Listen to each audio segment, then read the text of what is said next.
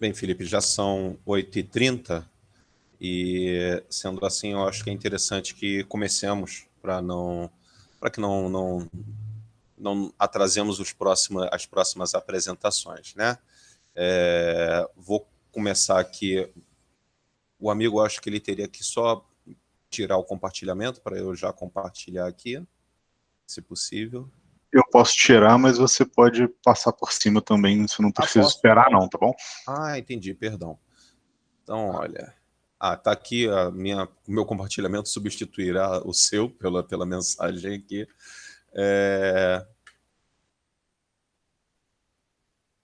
Só aguardar.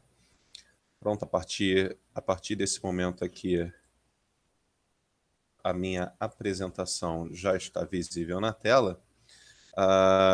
São 8h31, o Felipe ele vai fazer a gentileza de controlar aqui o horário, mas só que, como são dois trabalhos, eu já havia conversado com o Felipe antes do início da sessão, como são dois trabalhos que eu irei apresentar, eu já vou fazer a apresentação dos dois, o tempo eu não devo levar mais do que 20 minutos para apresentar os dois, até mesmo pela congruência de temas, né?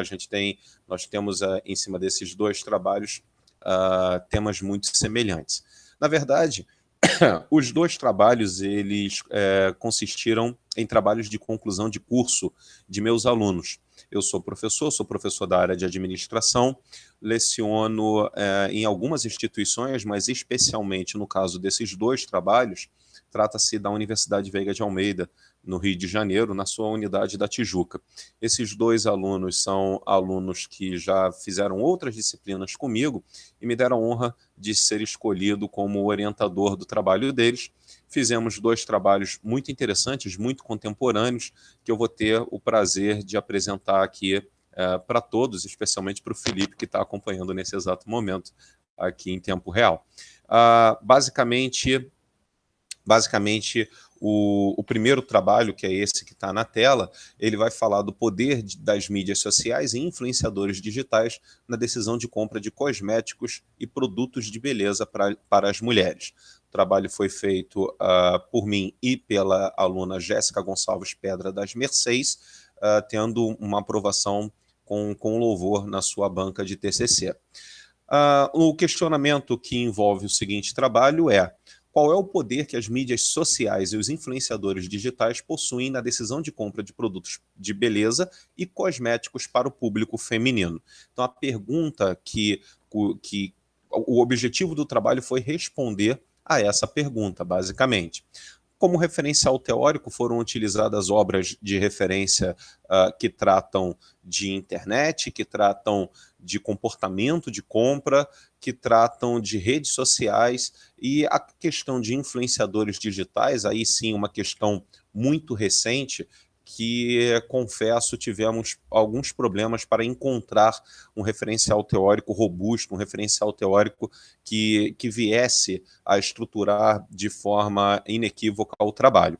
No entanto, a parte de tecnologia da informação, a parte de internet e a própria parte de comportamento de consumo está muito bem estruturada. Nós temos até falando com a Jéssica, eu tive que até cortar algumas coisas da Jéssica, porque a Jéssica teve uma busca incessante por autores, cada vez mais a Jéssica queria colocar mais autores no trabalho, eu falei, calma, que o referencial teórico é só uma parte, a gente ainda tem outra parte desse trabalho que a gente precisa trabalhar. Bem,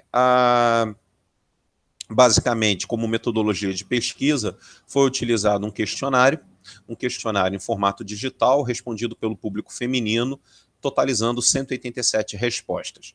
Esse questionário ele foi divulgado nas nossas redes sociais, nomeadamente nas redes sociais da Jéssica e das minhas redes sociais, e pessoas do nosso convívio, na sua maioria, responderam aos questionamentos que foram apresentados. No primeiro momento, cabe apresentar para vocês a amostra da pesquisa, e aqui tem talvez a primeira grande limitação desse estudo. Por quê? Porque o estudo intenciona responder qual é o poder de influenciadores digitais para mulheres no consumo de determinados produtos. No entanto, é natural, né? É absolutamente natural pensar que as pessoas que compõem as minhas redes sociais e as redes sociais de um aluno de graduação são pessoas que têm prioritariamente entre 20 e 30 anos, entre 21 e 30 anos. Então, se eu quero explicar, e aí já cabe novamente uma autocrítica em cima do trabalho, se eu quero explicar qual é a influência de influenciadores digitais, qual é o poder de influenciadores digitais para a compra de cosméticos e produtos de beleza para o público feminino, eu estou aqui focando muito as respostas do meu trabalho em cima de um público com uma faixa etária específica, né? Talvez fosse mais interessante mudarmos o título do trabalho, mudarmos o objetivo do trabalho para focarmos em público feminino de 20 a 30 anos. Talvez fosse mais interessante, afinal de contas, com mais de 40 anos eu só tenho 3%, apenas 6 das 187 pessoas que responderam tem mais de 40 anos. Também a amostra se mostra viciada com relação ao nível de escolaridade, né, ao nível de instrução. Por quê? Porque é possível perceber que apenas 2% da amostra tinha ensino fundamental, 16% ensino médio, ou seja, basicamente 82% dos respondentes da pesquisa já passaram por ensino superior. Então, é uma amostra que ela está muito focada realmente no público que nos cerca, e talvez uma forma de divulgação desse questionário mais ampla, utilizando outras fontes de comunicação, fosse mais indicada. Bem, vamos falar um pouquinho das respostas, né? Basicamente, de todos que responderam, quase que 80% do público que respondeu diz que segue influenciadores digitais, 20% não costuma seguir. O questionamento acerca da busca por opiniões na internet sobre produtos de beleza ou cosméticos. Ou seja, quando você vai comprar um produto de beleza ou um cosmético, você busca na internet informações sobre ele? Bem, sempre 30%. Muitas vezes 27%. Ou seja, o que a gente percebe? A gente percebe que quase 60% do público procura informações sobre produtos de beleza e cosméticos na internet quando necessita, procura com muita periodicidade, né? Quando precisa comprar um produto de beleza, um cosmético, 60% do público, muitas vezes ou sempre, vai buscar na internet essas informações. Se nós contemplarmos também o regularmente, aí a gente vai para quase 75%. A gente vai para mais de 75%, na verdade, porque aqui nós vamos ter 24,6%. Percepção positiva quanto ao produto ser apresentado por influenciadores digitais.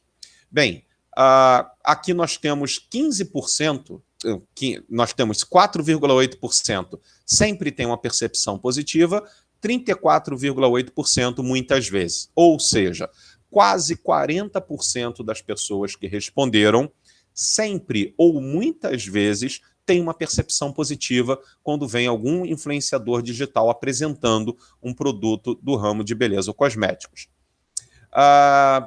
E aí é interessante perceber que quanto menor a idade, mais positiva é a percepção desta pessoa. Talvez porque a pessoa de 20 a 30 anos, a pessoa até 20 anos, essa pessoa ela já foi inserida no mundo com tecnologia de uma forma muito mais tranquila do que de uma pessoa de 30 a 40 ou com mais de 40. Então, percebeu-se através da pesquisa que quanto mais jovens, mais aceitação há para com as mensagens transmitidas por influenciadores digitais. Seguindo, compram ou deixam de comprar um produto devido a opiniões de influenciadores digitais? Bem, muitas vezes, 32%, um terço dos pesquisados afirmaram que já compraram ou já deixaram de comprar algum produto em decorrência de uma opinião que foi emitida por um influenciador digital. O que mostra de maneira absolutamente inquestionável o poder que esse influenciador tem. Então, perceba, 1/3 de todos que responderam afirmaram que, sim, eu já comprei uma caneta porque um influenciador disse que ela é boa. Ou, sim, eu já deixei de comprar aquela caneta porque um influenciador disse que não era legal comprar aquele produto. Uma mensagem transmitida para uma pessoa da minha rede social tem mais valor do que uma mensagem transmitida por uma empresa que vende produto. Esse é um conceito bastante forte na área de marketing, né? Quando alguém fala de um produto, teoricamente, aquela mensagem tem mais veracidade, é mais confiável do que quando a própria empresa fala de seu próprio produto. E aí a pergunta que nós fizemos para os participantes do questionário foi exatamente nesse sentido. E aí, realmente, não posso falar que é surpreendente, porque eu já esperava isso. 70% dos pesquisados concordaram plena ou parcialmente com esta afirmação. Ou seja, eu confio mais, eu dou mais valor para uma informação que é transmitida por uma pessoa da minha rede social do que por uma empresa. Qual é o tipo de conteúdo que mais influencia? Vídeos, postagens que contam a experiência com aquele produto. Ou seja, uma coisa sou eu falar para vocês, olha, essa caneta daqui é bonita, essa caneta daqui ela tem um design muito bacana, essa caneta daqui ela tem um alto relevo aqui, eu acho que essa caneta deve ser muito boa. Outra coisa sou eu falar, olha, eu tive uma caneta e eu usei essa caneta e a minha experiência enquanto usuário da caneta foi essa. Percebe-se que quase 80% dos respondentes afirmaram que o que eles mais valorizam é quando o influenciador conta a experiência que teve com aquele determinado produto. Isso daqui é muito interessante. Algumas empresas elas pedem para baixarmos aplicativos para interagirmos com elas. E aí percebam, 75% dos respondentes afirmaram que nunca baixaram. Ou seja, talvez essa estratégia de utilizar um aplicativo ela não seja uma estratégia adequada. Algumas empresas estão agindo dessa forma. Quais são as redes sociais mais utilizadas na busca de opiniões? Instagram e YouTube. Instagram e YouTube aqui disparados, 73% dos pesquisados procuram no Instagram, 65% procuram no YouTube, Facebook 12%, Pinterest 7%, TikTok 1% e Twitter 7%. É interessante perceber que, Felipe, não sei se você tem essa percepção, mas as redes sociais, cada rede social parece que está se constituindo como uma rede social onde tal coisa deve ser feita ali. Né? Então, assim, você usa o Instagram para X, o YouTube para Y, o Twitter para Z, o Facebook para W e por aí vai. É muito interessante perceber, pelos trabalhos que eu venho realizando, que isso daí está cada vez mais se consolidando. Bem, como resultados da pesquisa, mulheres na faixa de até 20 anos e de 21 a 30 anos são as que mais costumam seguir influenciadores digitais. 78,6% concordam que possui menos valor uma mensagem transmitida pela empresa, como eu já havia dito anteriormente, e 95,7% dos respondentes procuram por opiniões na internet com uma frequência que varia entre raramente e sempre. Com isso, percebe-se que quanto menor a faixa etária, maior seria as chances das consumidoras avaliadas seguirem influenciadores na internet. Quanto mais avançada a idade, menos as mesmas encaram um produto estético de uma forma boa, caso algum influenciador o demonstre, e a maioria das questionadas afirmaram que compram ou deixam de comprar produtos de cosméticos e beleza em razão de opiniões de influenciadores digitais. Bem, as principais referências, Borges, Faustino, Kotler, e insiro aqui Laudon e Laudon também, e basicamente o trabalho foi esse que eu acabei de apresentar. Meu e-mail está aqui, jc.vinhais@gmail.com, o e-mail da Jéssica, jessicagonçalves124@hotmail.com. Analisando aqui, Felipe, nós não temos ainda a presença dos outros apresentadores. Eu, então, peço ao amigo que eu já faça a segunda apresentação. Pode ser? Pode, fica à vontade. Pode concluir. Só um minutinho.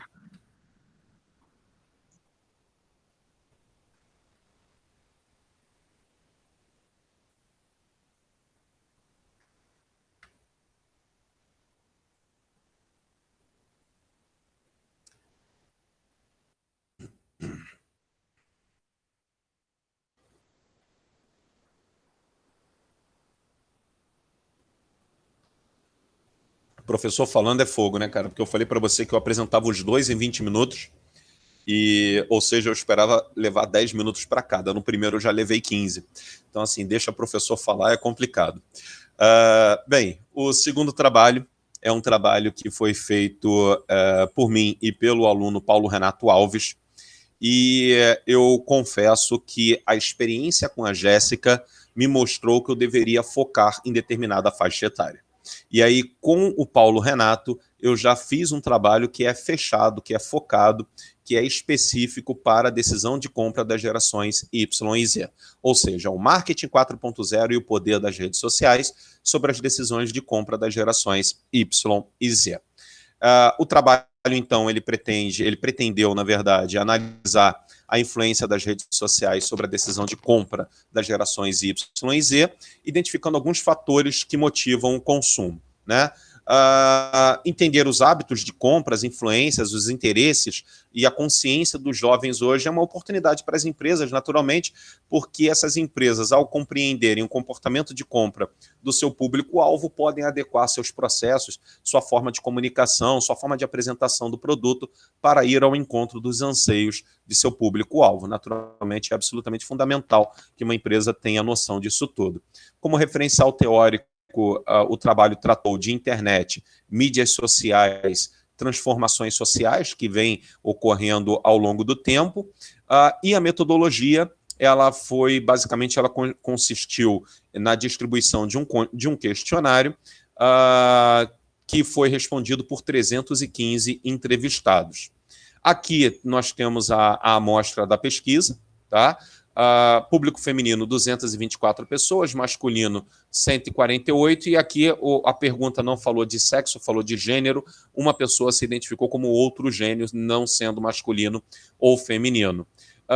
Percebe-se que aqui a faixa etária está concentrada em cima de até 24, de 25 a 40, né, o público-alvo da pesquisa, e com relação à renda, não possui renda 15%, até 1.500, 24%, 1.500 a 2.500, 23%, 2.500 a 5.000, 21%, 5 a 8.000, 6%, 8 a 10.000, 1%, e acima de 10.000, 6%. Essa estratificação está bastante coerente. Eu acho que aqui a forma de divulgação do questionário ela foi um pouco mais ampla e abrangeu públicos mais diversos. Com quais redes sociais você usa com mais frequência? Então, o WhatsApp, ele foi incluído como uma rede social pelo Paulo Renato, Instagram, Facebook, YouTube e Twitter, nesta ordem. Consulto vídeos no YouTube antes de comprar um produto ou serviço. Concordo totalmente e concordo parcialmente. Nós temos 29 com 39, nós temos aqui quase 70%. 70% dos respondentes afirmando que concordam total ou parcialmente com a consulta no YouTube antes de comprar um produto ou serviço. Ver um conteúdo em determinado perfil do Instagram ou canal do YouTube me fez mudar a percepção negativa ou positiva sobre um determinado produto ou serviço. Concordam total ou parcialmente 49 mais 26, cerca de 76% dos respondentes. Então, esse achado, essa conclusão, vai ao encontro do trabalho anteriormente apresentado. O trabalho anteriormente apresentado também teve uma conclusão muito semelhante a esta que os apresento agora. As opiniões de influenciadores digitais sobre determinado produto ou serviço são sempre válidas. Concorda total ou parcialmente 8 mais 44, cerca aqui de 52% dos respondentes acham que as opiniões de influenciadores digitais são sempre válidas. São sempre válidas.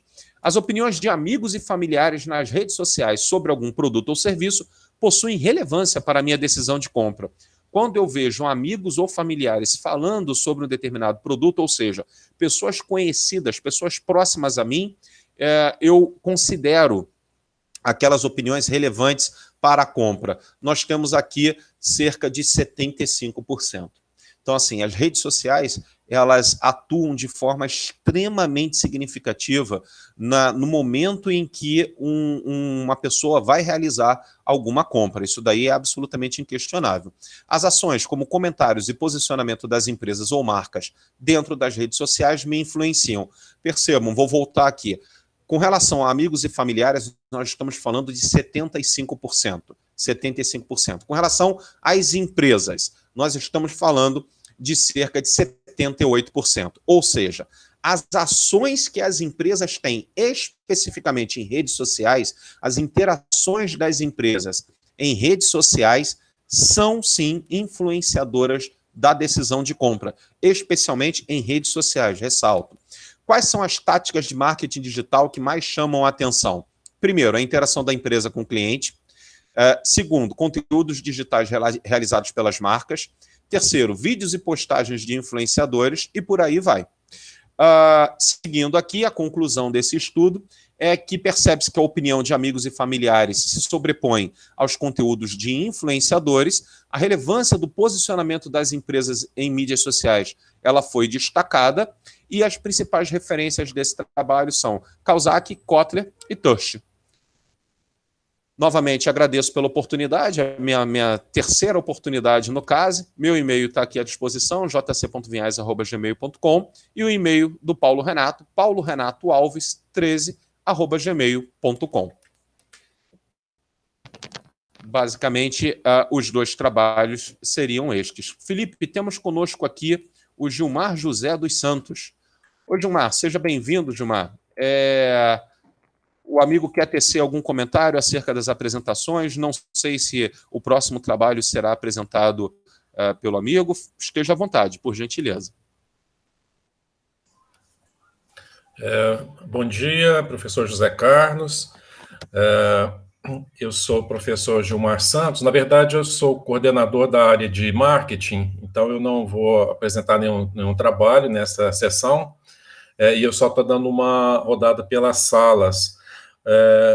Os outros trabalhos desta sessão as pessoas estão presentes, professor? Não, mestre. Nenhum dos 5 autores do terceiro trabalho que será apresentado, será ou seria apresentado, não está presente. Eu não sei se alguém da coordenação do evento tem algum contato dos autores, mas eu estava conversando exatamente isso com o Felipe nesse momento, que desde o início da nossa sessão, somente nós estivemos aqui. Certo. Eu estou com a câmera desligada porque a minha conexão está um pouco lenta, então prefiro não pegar a câmera agora. Tá?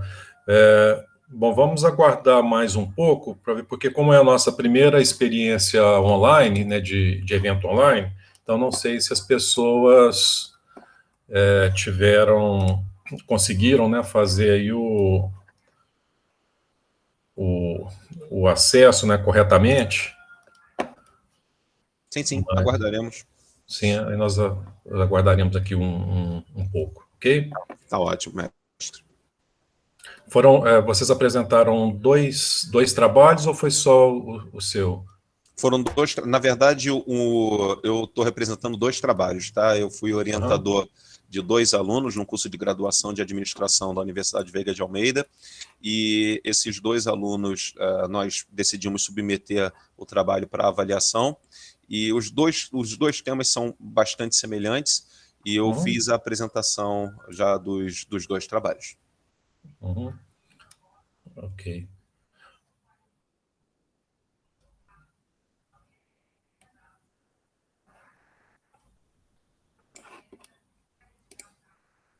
Deixa eu só conferir aqui quais são os outros 2 trabalhos.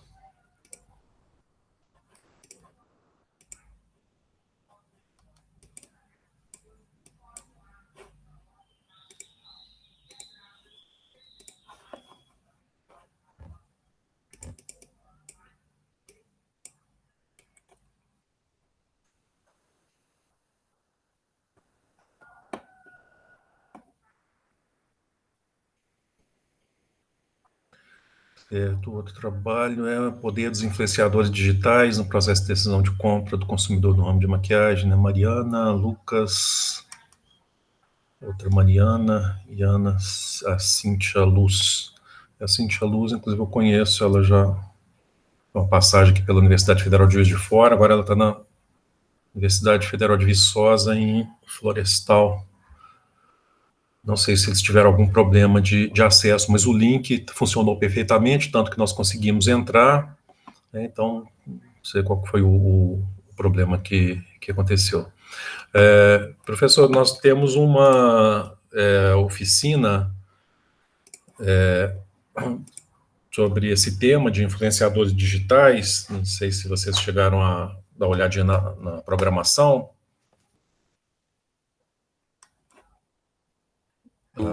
Eu confesso que havia olhado, mas como o meu tempo tá absurdamente corrido, eu não vi com o cuidado que eu deveria ter visto. Da Isis Bernardo e da Maga, de uma empresa chamada UPix. E é uma empresa, a gente brinca que ela é a Uber dos influenciadores digitais, que ela faz essa intermediação nesse meio de campo entre os influenciadores digitais e as empresas. Mas até um trabalho até interessante, né, um formato interessante de negócio. Nós estamos até fazendo uma pesquisa, eu e a professora Heloísa, minha colega aqui na Universidade Federal de Juiz de Fora, e esse tema, né, de influenciadores digitais, ele, esse ano, assim, ele bombou, sempre vinha, né, crescendo, né, e este ano ele bombou no CASE, foi o tema, assim, que teve maior número de submissões, tanto que acho que 3 das nossas sessões temáticas, elas estão relacionadas a marketing digital, né, não necessariamente influenciador digital, mas está ligada à questão do marketing digital. Será que a gente atribui isso a essa questão da pandemia, né, que acabou obrigando as pessoas a se inserirem, né, nesse meio digital? Ou será que isso aconteceria de qualquer forma, independentemente daí da pandemia? Gilmar, eu tenho tido esses debates com os meus alunos, porque a pandemia transformou ou acelerou? Né? Eu acho que esse questionamento é o que a gente tem que fazer, porque em determinados momentos eu vejo a pandemia como absolutamente transformadora de práticas dos mais diversos tipos, dos mais variados tipos dentro de uma organização. Em outros momentos eu vejo que as organizações e a própria sociedade já estava se moldando para um determinado comportamento, já estava se encaminhando para um determinado comportamento, e aquele caminho, aquele trajeto só foi abreviado. Eu estou muito curioso para saber o que vem depois disso. Tá? Eu quero entender o que vai ser o ano de 2022, por exemplo. A gente está vendo nos Estados Unidos as coisas já voltando ao normal, na Europa as coisas caminhando um pouco mais lentamente, mas já voltando também ao normal. E aí, quando voltarmos ao normal, será que nós iremos querer esquecer essas ferramentas digitais? Ou será que nós já adotamos essas ferramentas de uma forma que estas ferramentas não têm mais como sair da nossa pele? É um questionamento muito interessante que eu não sei, eu te confesso que eu não sei responder. Por vezes eu fico me perguntando o que aconteceu. Nós tivemos uma aceleração de algo que já viria pela frente, ou nós tivemos uma mudança total de rota, né? Quando eu vejo, por exemplo, meu pai que tem 80 anos, meu pai acessando o YouTube para procurar como que se conserta alguma coisa dentro de casa, eu tomo um susto. Eu nunca ia esperar que o meu pai fizesse uma coisa dessa. Mas o meu pai, que era uma pessoa com 80 anos e bastante ativa, saía para a rua, ia para o mercado, ia fazer diversas coisas, meu pai teve que mudar o seu comportamento para tentar trazer para dentro de si uma ação de entretenimento. E aí ele descobre o YouTube no meio dessa pandemia, algo que, creio eu, ele seguiria a vida dele sem descobrir. Então, assim, para ele foi absolutamente transformador, e nesse cenário, especificamente falando do meu pai, a gente tem ali influenciadores digitais surgindo para uma pessoa que jamais seria influenciada, uma pessoa que jamais teria esse contato. Então, em casos específicos, a pandemia não acelerou, a pandemia transformou. Isso daí é algo muito interessante para ser observado.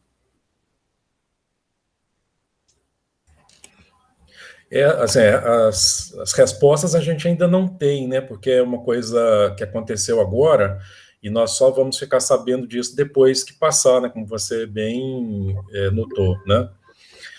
A Mariana acabou de entrar, aí eu imagino que ela vai começar a apresentação do trabalho dela. Mas só concluindo, né? É interessante porque também já orientei alguns trabalhos de TCC na graduação, aqui no curso de Administração do Trabalho.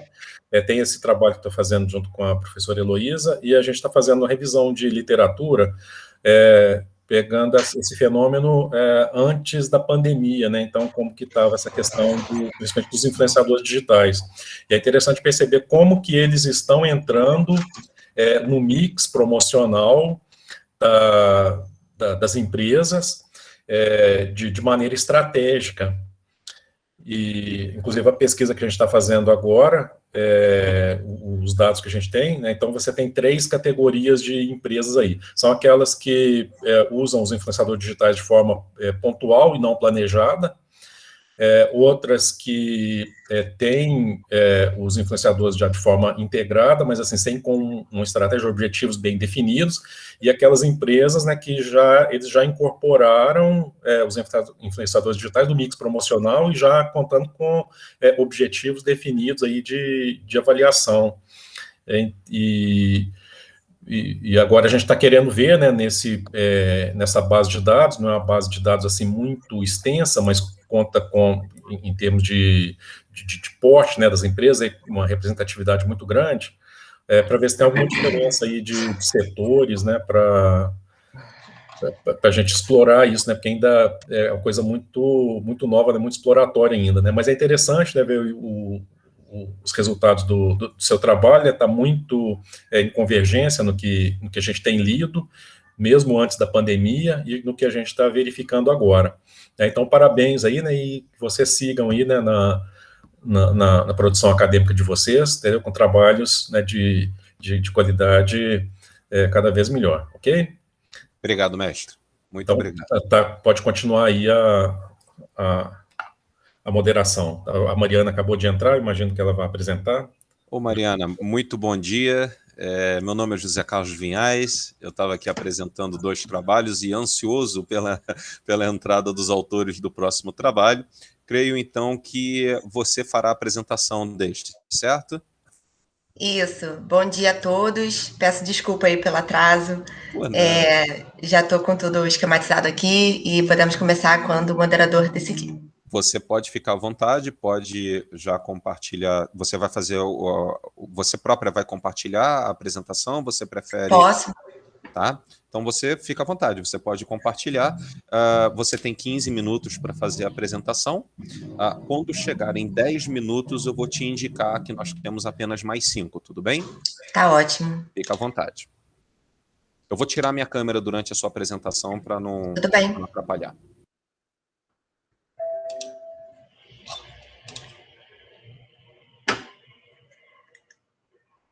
Vocês conseguem ver minha tela? Sim, estamos vendo, só que não estamos vendo no modo apresentação. Agora estamos vendo no modo Foi apresentação. agora. Agora está ótimo. Beleza. Bom dia a todos. É um prazer estar participando aqui do CASE pela segunda vez. É um congresso, a meu ver, muito rico, muito interessante.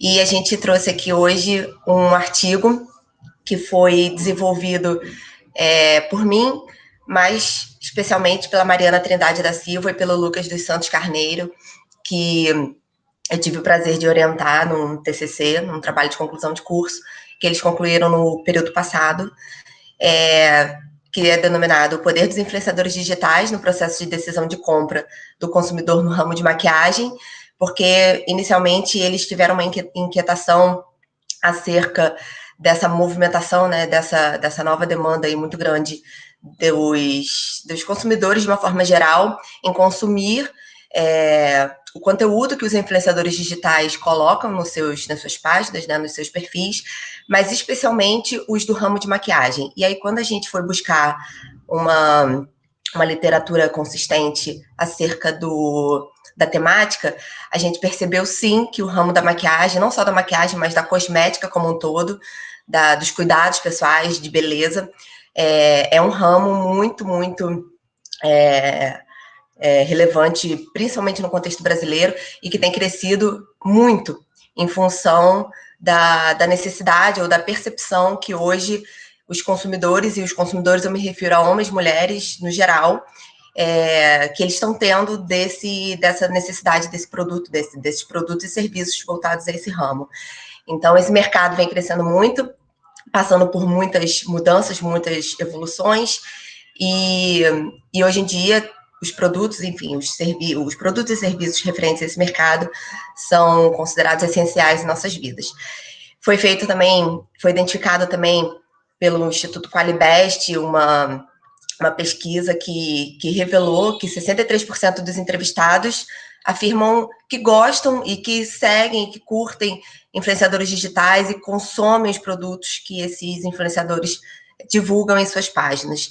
Então, a gente percebeu uma relação muito grande ali entre o aumento no consumo de maquiagem e, concomitantemente ali, um consumo de conteúdo dos influenciadores digitais, especialmente na plataforma Instagram. Então, a gente identificou um problema de pesquisa, que é como os influenciadores digitais do setor de maquiagem têm impactado na decisão de compra dos seus seguidores. A ideia, então, foi fazer uma pesquisa para identificar a percepção dos seguidores, né, dos consumidores, dos usuários do Instagram em relação a esses influenciadores digitais e como que eles se comportam em relação a isso. O referencial teórico discutiu, basicamente, o marketing digital, os conceitos do marketing digital, a evolução do marketing tradicional e chegando hoje no que a gente tem, no que a gente conhece como marketing digital, e a sua terceirização, que é justamente essa movimentação da empresa em relação aos influenciadores, onde os influenciadores funcionam como uma alavanca do marketing.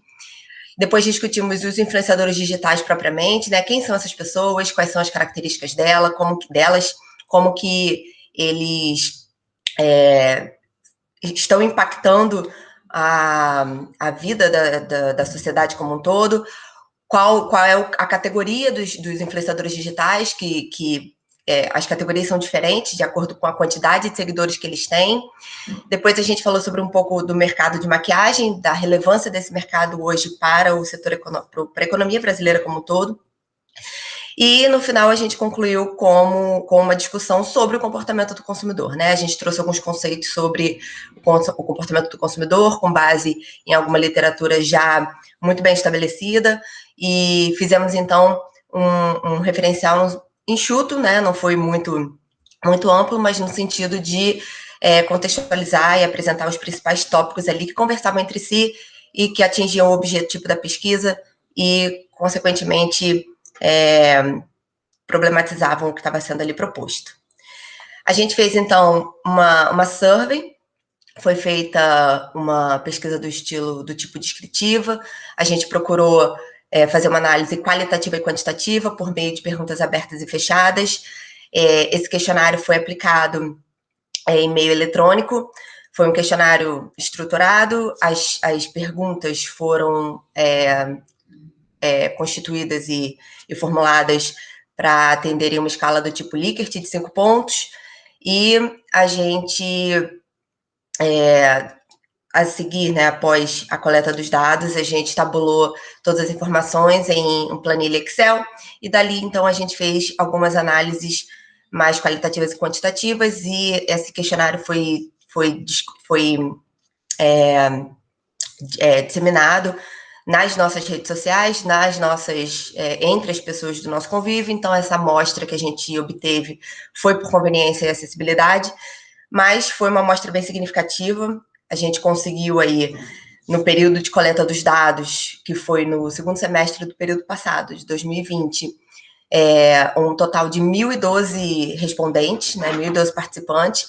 Depois que a gente fez um tratamento dos dados ali, a gente conseguiu fazer um filtro e do total de participantes, a gente chegou a uma amostra de 746 respondentes, o que foi um número bem considerável. A gente percebeu que as pessoas demonstraram muito interesse em participar de uma pesquisa que falava sobre maquiagem, sobre o setor maquiagem. O feedback que a gente teve foi que isso era o ponto mais relevante ali para as pessoas que participaram. Contextualizando o perfil um pouco desses respondentes, a gente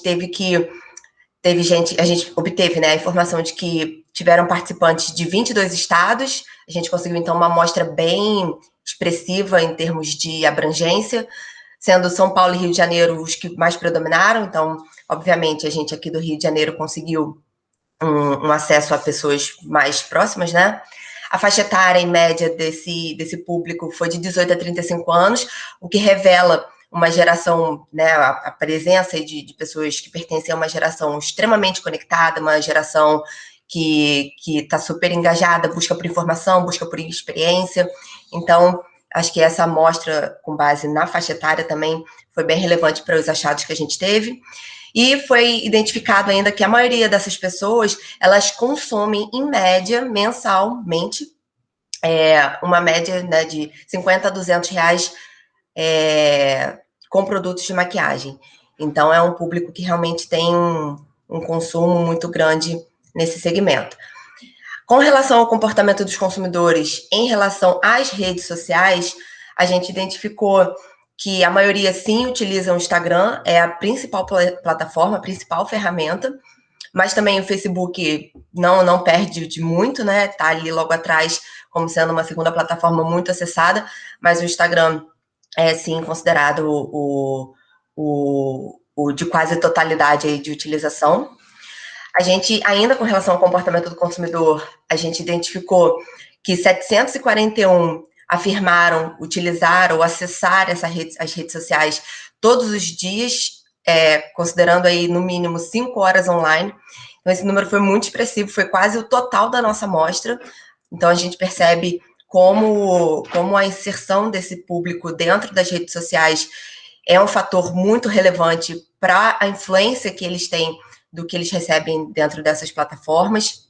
A gente identificou também que os stories, né, dentre as funcionalidades que existem hoje nessas duas principais plataformas de redes sociais, o Instagram e o Facebook, os stories é o considerado o mais utilizado, é um número bem expressivo também, mas a gente também identificou outras funcionalidades, como o uso muito do feed de notícias, do IGTV, anúncios e destaques.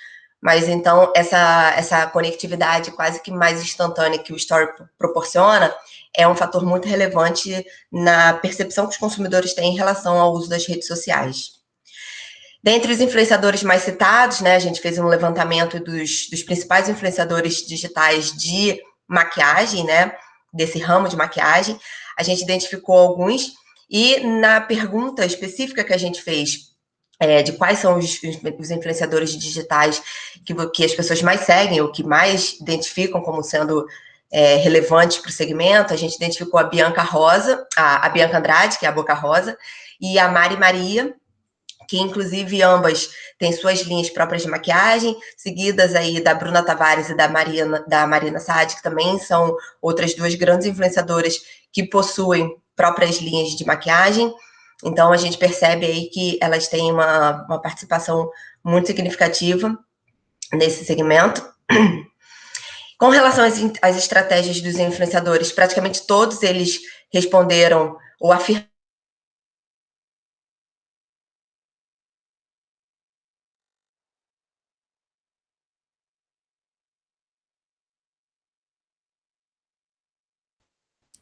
A apresentação da Mariana travou ou foi só para mim? Eu acho que travou para todos nós. Para mim travou também. Talvez ela tenha perdido conexão.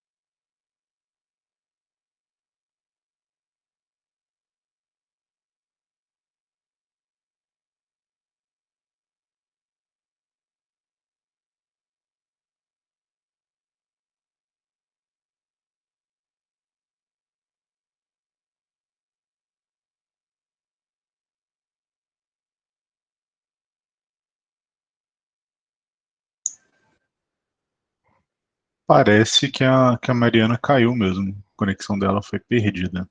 O perfil dela não está aparecendo aqui. Vamos aguardar um pouquinho, né? Acho que nós estamos no tempo da sessão aí. Como é que está, professor Vinhais? Nós estamos adiantados, na verdade, a apresentação dela está prevista para ir até 10 horas, né? Então, assim, na verdade, começamos mais cedo, né? A apresentação dela seria a partir de 9h30, mas temos tempo, temos oportunidade de aguardar um pouquinho. Não, tranquilo, a gente aguarda um pouquinho.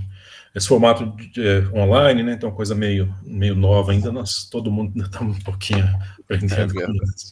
Não, eu já botei aqui, assim, descolado, já escaldado pelas aulas, eu já tenho aqui 3 conexões possíveis, né? Eu tenho a conexão da minha casa, a do celular, e já tenho outro celular aqui pré-pago, já pronto se acontecer alguma coisa. Novos tempos. Tá certo. Todo mundo aprendendo ainda, né? É verdade. Todos nós estamos nos adaptando ainda a essa nova realidade.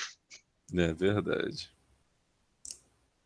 Eu ia até comentar, mestre, que quando a Mariana trouxe o referencial teórico, e ia ao encontro do que nós estávamos conversando anteriormente. O referencial teórico dela falava de influenciadores digitais, a quantidade de pessoas, percentual de pessoas que seguiam influenciadores digitais, mas só que era um trabalho de 2019.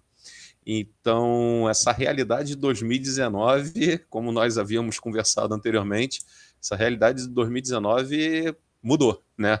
Então, quando ela falou que 62%, segundo a pesquisa que ela traz no referencial teórico, 62% da população defendendo que seguem algum influenciador. No trabalho que eu apresentei agora em instantes, 78%, né? Então a gente já vê um crescimento bem significativo, de 62 para 78. Com certeza, né? E ano passado eu orientei um TCC e nós optamos em determinar, né, o corte temporal antes da pandemia. Então, todas as perguntas que a gente fazia, a gente colocava observação, né, antes da pandemia, porque como era uma coisa muito recente ainda, né, então a gente não sabia que poderia ter algum ruído, né, ali nos dados, e aí nós preferimos fazer, não, depois que passar a pandemia, daí uns 2 anos a gente faz a pesquisa novamente, né, para ver se a pandemia teve algum efeito. Mariano voltou? Pode. Mariana retornou. Pessoal, bom dia. Eu percebi que eu caí. Eu caí em que momento? Então, você bota a tua apresentação, que eu vou te falar em quando que foi, Mariana. Ai, gente, eu falei até o final, acabei agora. E eu não vi que eu tinha caído. Meu Deus, Mariana. Desculpa, pessoal, Isso não é vi horrível. mesmo. Olha, deixa eu botar no modo apresentação. Eu falei sobre o referencial, vocês chegaram a ouvir? Mariana, acho que estava no segundo slide dos resultados. Se não me engano. Você mostrando aí, põe no modo apresentação para a gente, que a gente pode. Isso. Aqui já está para mim no modo apresentação. Deixa eu encerrar e compartilhar de novo. Isso. Tá.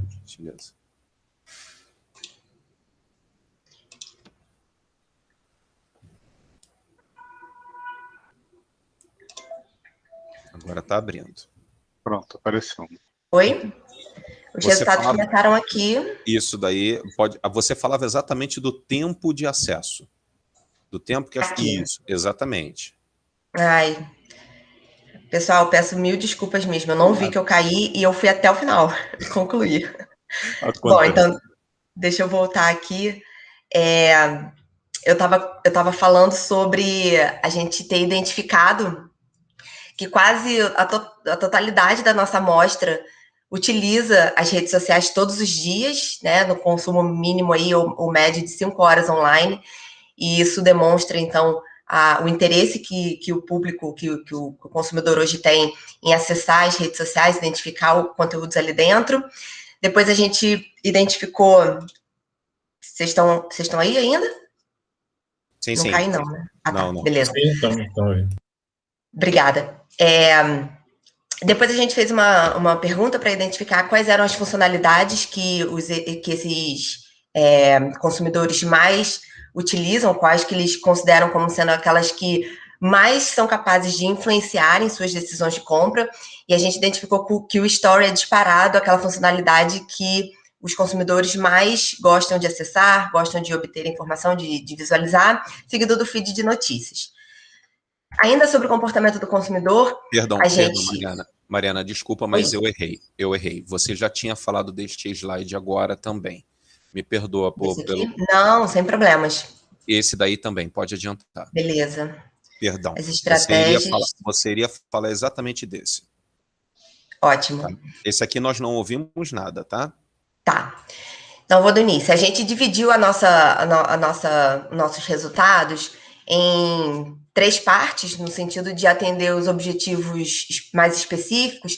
Então, a primeira parte, só para contextualizar, aproveitando que eu estou voltando, a primeira parte foi mais para identificar o perfil dessa amostra que a gente coletou, que foram as informações que eu apresentei lá no primeiro slide dos resultados. Depois a gente buscou entender um pouco sobre o comportamento desses consumidores em relação às redes sociais, como que esses consumidores, como que esses usuários se comportam ou percebem as redes sociais, a influência dessas redes nas suas decisões, nos seus comportamentos enquanto consumidores.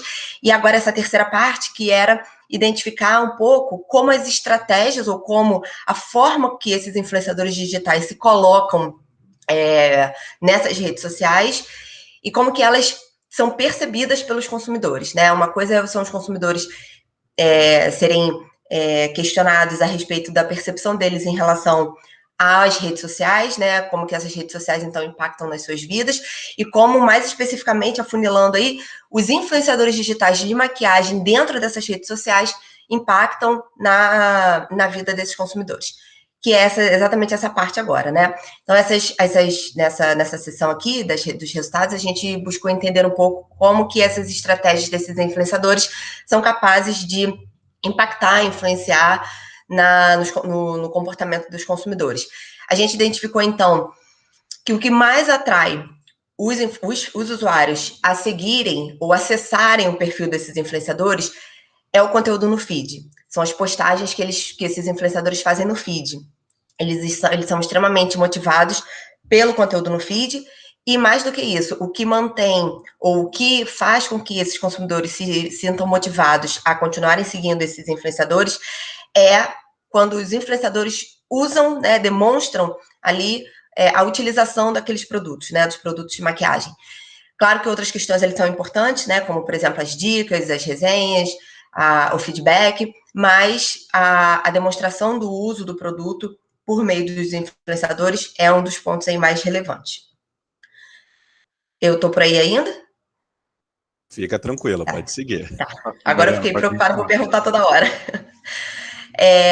Ainda com relação a essas estratégias utilizadas pelos influenciadores, a gente quis saber quais são as motivações que esses influenciadores, que esses consumidores têm para continuarem seguindo esses influenciadores, e disparado sim a demonstração das maquiagens, em seguida da qualidade que os consumidores percebem desses produtos. A gente, então, concluiu que foi possível identificar a influência que esses influenciadores digitais, obviamente, do ramo de maquiagem têm para com os seus usuários, para com os seus seguidores. Então, isso é realmente muito impactante, foi uma descoberta muito relevante, foi a principal identificada do nosso estudo. Então, a gente percebe que os influenciadores digitais nesse segmento, sim, são capazes de influenciar fortemente seus seguidores. Os consumidores se sentem muito influenciados através das postagens, e aí foi um ponto outro muito relevante, que o fator mais relevante para os usuários, na verdade, sim, ver o influenciador usando o produto, demonstrando como aquele produto pode ser utilizado. Então, mais do que simplesmente ficar postando o produto em si, mas quando o influenciador coloca a cara ali e coloca o produto, né, e consome o produto, aí esse ponto é realmente o mais importante, aí, o mais relevante para os consumidores. A gente identificou ainda também com relação às funcionalidades do Instagram, mais especificamente do Instagram, que o que atrai novos seguidores para esses influenciadores digitais são as publicações no feed de notícias, mas o que retém, o que faz com que essas pessoas continuem seguindo esses influenciadores são os stories, muito em função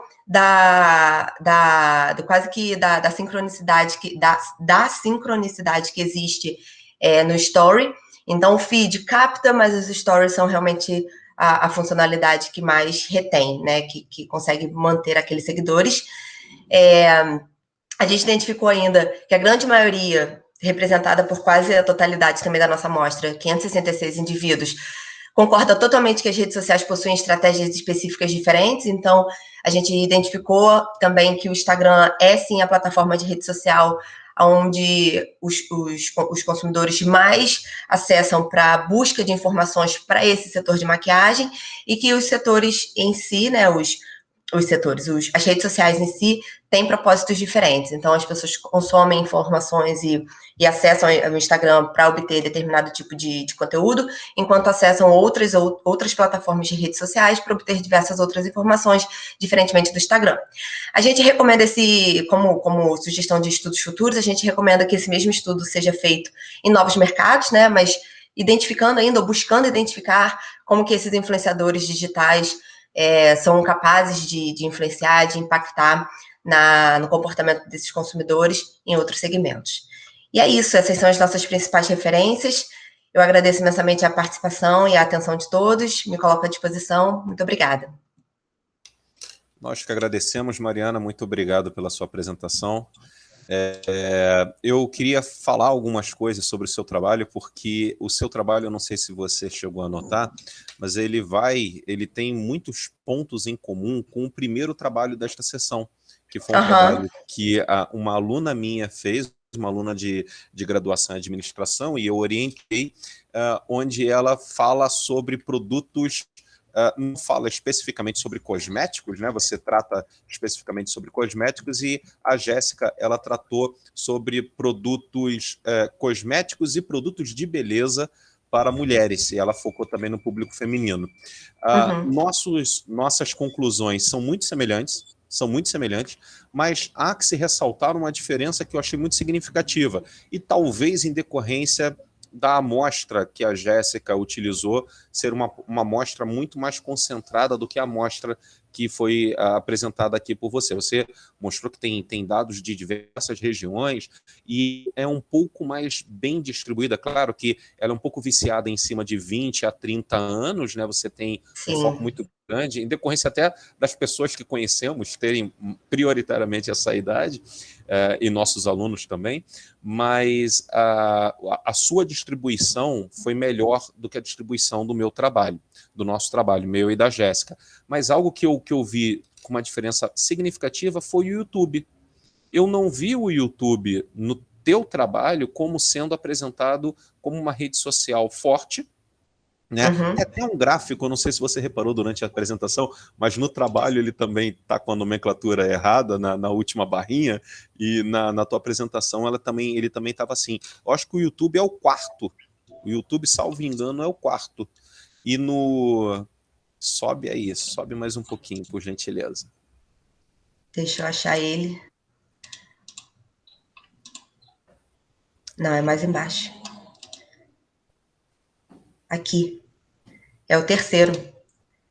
Mas tem outra apresentação tua, tem outro gráfico. Vai um pouquinho antes, por gentileza, Mariana.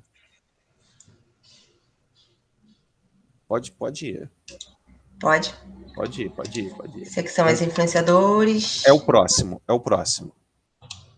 Isso, esse daí. Esse aqui. Esse daí. O YouTube aqui, no caso, ele tá repetindo o Facebook, tá vendo? Mas o YouTube é o último. Eu li no texto, o YouTube é o último. E no trabalho da Jéssica, Instagram, 73% de seguidores, e YouTube, 65%. Então, assim, o YouTube tá ali na trave, batendo na trave do Instagram.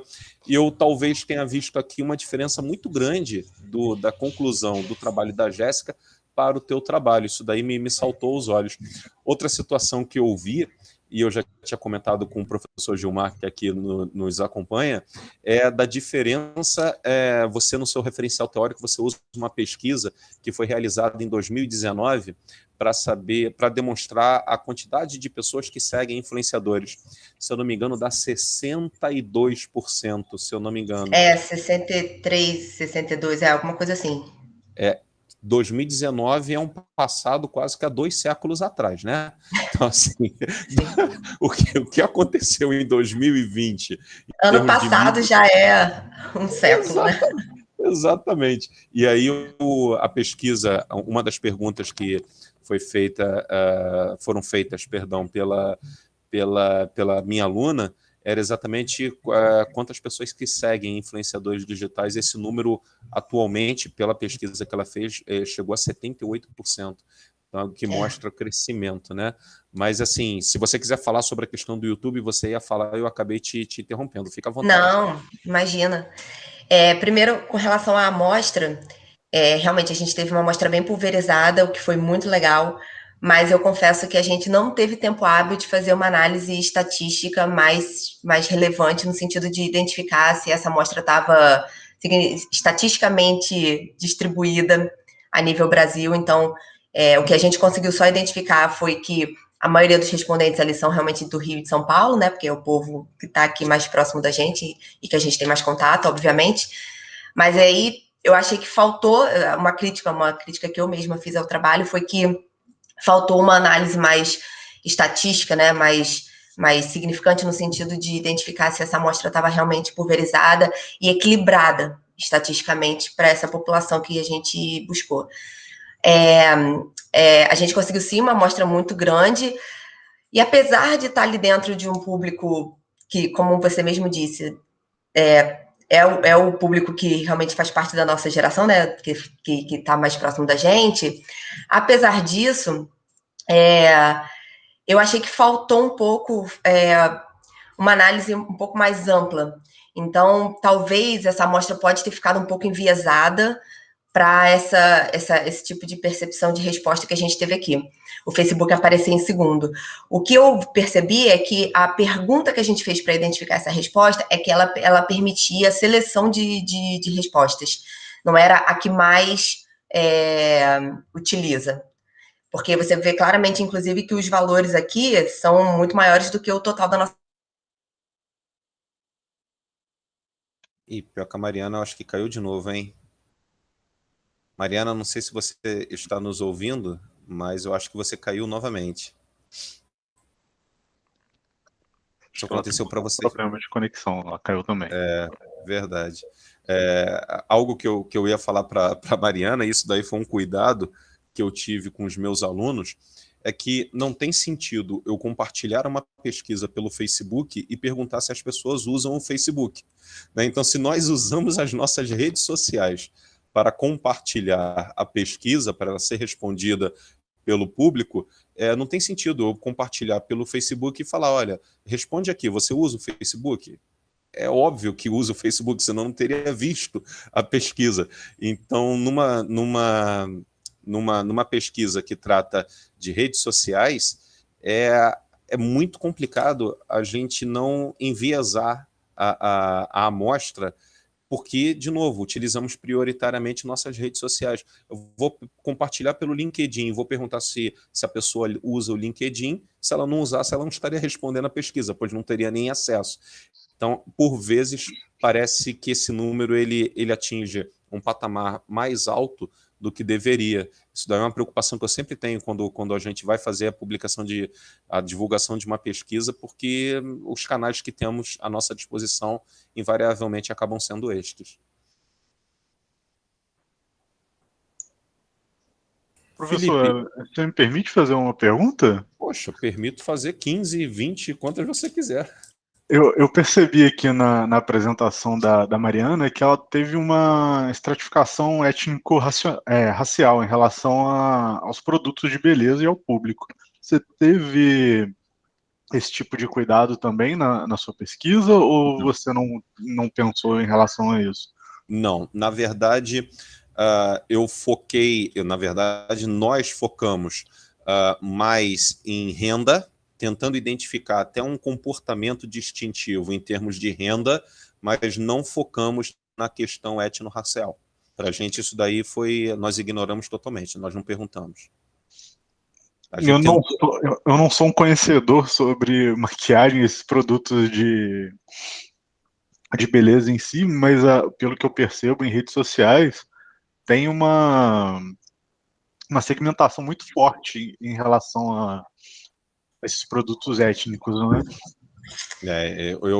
Eu tenho observado isso também com bastante intensidade, claro, de maneira empírica, mas eu tenho observado isso com bastante intensidade. A Mariana retornou aqui com a gente, essa conexão está te dando dor de cabeça, hein? Gente, está, e eu peço mil desculpas, mas o problema está aqui. Eu agora conectei pelo meu 3G, porque meu Wi-Fi está totalmente instável hoje. Não, mas a gente já está encerrando também, Mari.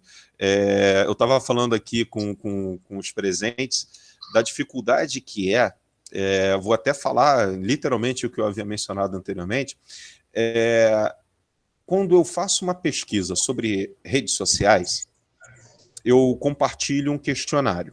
Esse questionário que eu vou compartilhar em que local?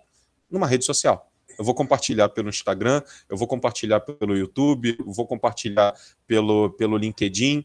Então, esse é um cuidado que eu tenho muito grande com os meus alunos, e aí talvez, porque, assim, eu tô sendo chato, Mari, mas me perdoa, mas eu vejo um comportamento do Instagram que ele se descolou do Facebook. Eu percebo empiricamente um descolamento do Instagram para com o Facebook. Quando eu pergunto através do Facebook, quando eu divulgo um questionário através do Facebook, perguntando se as pessoas usam o Facebook, é óbvio que as pessoas vão responder que usam. Por outro lado, como eu estava falando aqui para os demais presentes, por onde vou divulgar esse questionário se não através das minhas redes sociais? Então, essa conclusão que a gente chega de 80% das pessoas entrevistadas usam redes sociais. Tá bom, mas essas pessoas entrevistadas tiveram acesso ao questionário por qual meio? Pela rede social. Pô, então é óbvio que ela usa. Então, assim, essa dificuldade é uma dificuldade até mais sensível em decorrência da pandemia, quando nós perdemos toda e qualquer possibilidade de estarmos numa sala de aula e falando para os alunos, pessoal, acessem esse link aqui para participar de uma pergunta, ou então respondam aqui nessa folha de papel. Eu acho que isso daí é uma limitação, não só do teu estudo, como dos dois que eu apresentei também. Exatamente, eu estava falando justamente sobre isso. Eu não sei, de novo, em que momento eu estava quando eu caí, mas essa pergunta, quando a gente fez, ela ficou em caixa de seleção, não ficou em resposta única. Então, como a gente divulgou, exatamente o que você falou, como a gente divulgou no Instagram e no Facebook, e a gente perguntou quais são as plataformas que a pessoa mais utiliza, ela marcava quais são as que ela mais utiliza. Uma crítica que eu faço ao meu trabalho é que essa amostra, sim, está um pouco enviesada, e eu não sei se você chegou a ouvir quando eu falei sobre a gente não ter feito uma análise estatística para ver se estava equilibrada essa amostra por meio das regiões, né? Então, como isso não foi feito, a gente não consegue ter uma assertividade maior em termos do que, de fato, essa amostra apresentou para a gente. Então, esse resultado aqui do Facebook ter aparecido em segundo lugar como a estruturada, era a caixa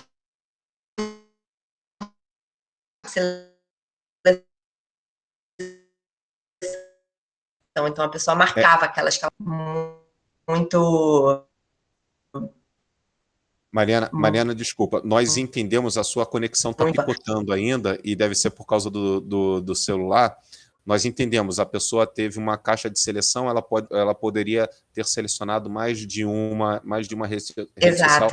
Ficou claro? O que você falou tem todo sentido. Se fechar a câmera do celular, é capaz que a conexão melhore, porque daí ela não fica comendo banda.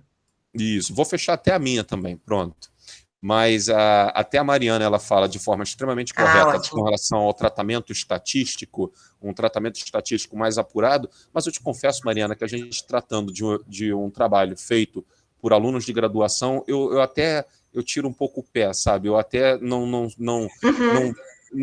tá entendendo o que eu estou querendo dizer, né? Eu acho que você tem toda a razão, Exatamente. mas eu nem é o tipo da coisa que passa por mim ao largo, não ligo para esse tipo de coisa quando a gente fala de um aluno de graduação que tem que ser cada vez mais estimulado a fazer produção científica, e a gente tem que criar um caminho que seja possível para ele. Se a gente começa a colocar muitas barreiras, a gente acaba desestimulando que esse aluno trilhe o seu caminho acadêmico, né?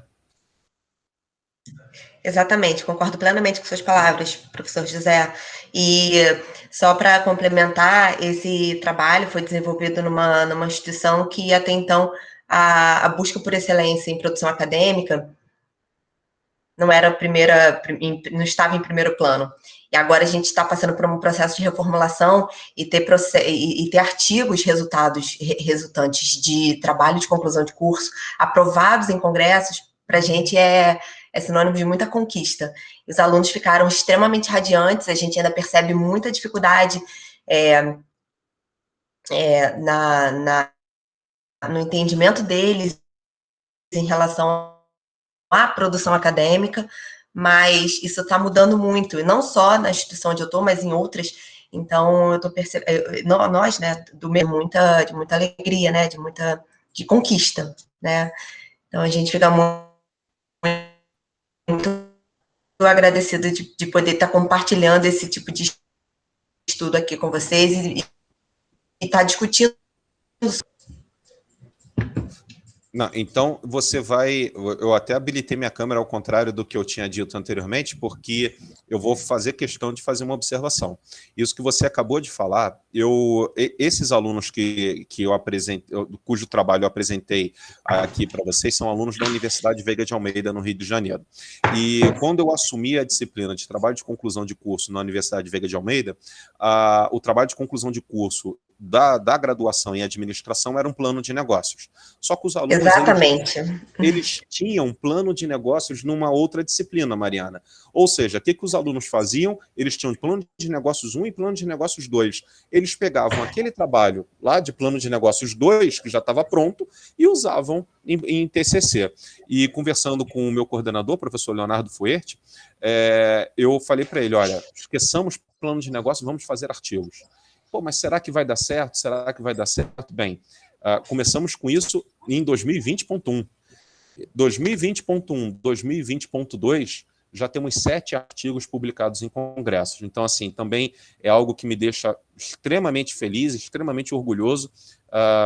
Os alunos também absolutamente radiantes. E a minha coordenação também na certeza de que foi um caminho bastante adequado que nós resolvemos seguir. Então, é mais uma coincidência, Mariana. Além dos temas serem semelhantes, os seus e os meus, eu acho que a motivação para aqui estarmos também é bastante semelhante. Professor José, só para finalizar a minha participação, eu tenho outras coincidências, então, para te mostrar.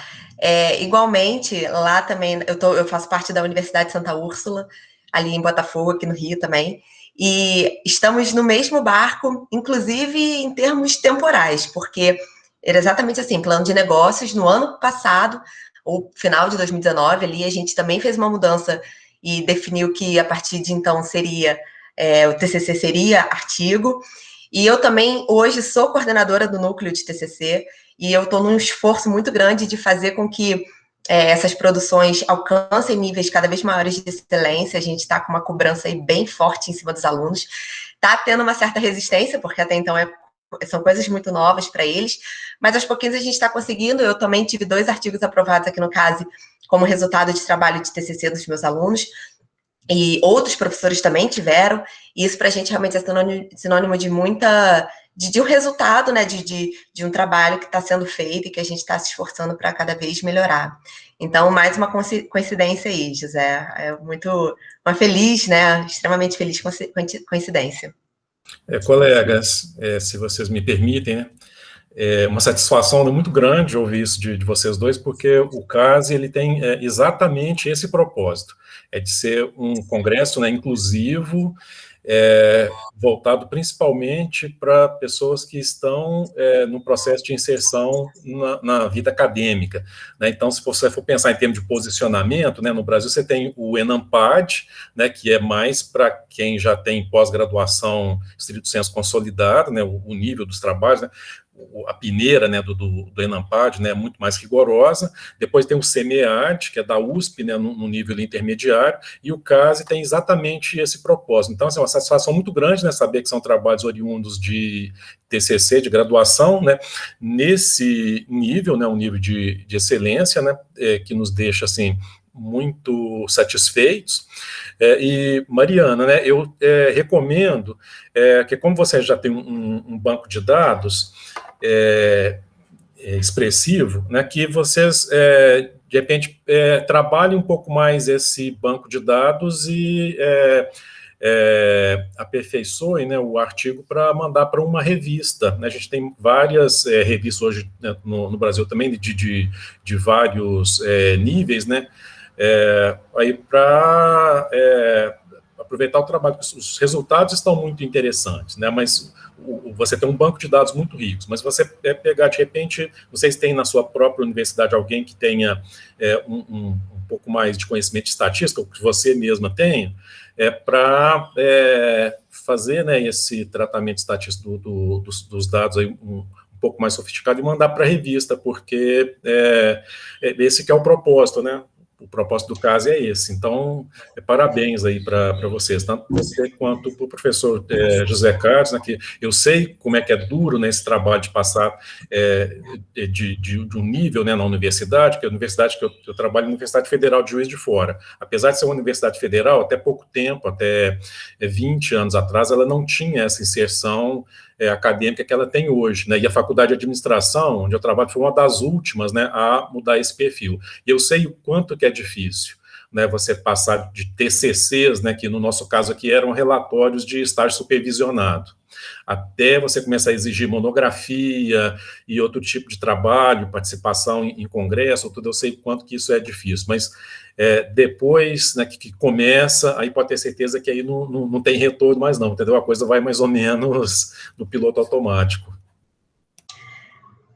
Concordo, professor Gilmar, e perfeito sua colocação em relação a um tratamento estatístico mais expressivo, né, do trabalho, considerando que é uma amostra bem relevante, mas essa é a ideia inicial que eu tinha proposto para os meus alunos. Eu queria muito que eles tivessem feito uma análise de ANOVA, eles tivessem usado uma análise de variância, tivessem feito um teste T, tivessem feito uma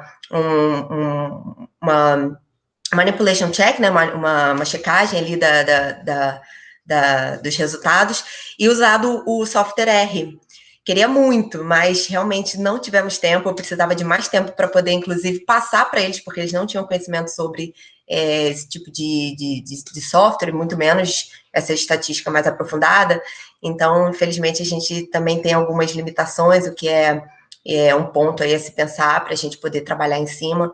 Então, ficou faltando, sim. É uma crítica também que eu faço. Agradeço muito a sua sugestão. A gente vai, sim, tentar melhorar o trabalho para poder publicar e demonstrar isso. É uma forma de demonstrar para os outros alunos como é possível, como é realmente viável que eles consigam fazer trabalhos de qualidade e terem publicações em congressos e revistas.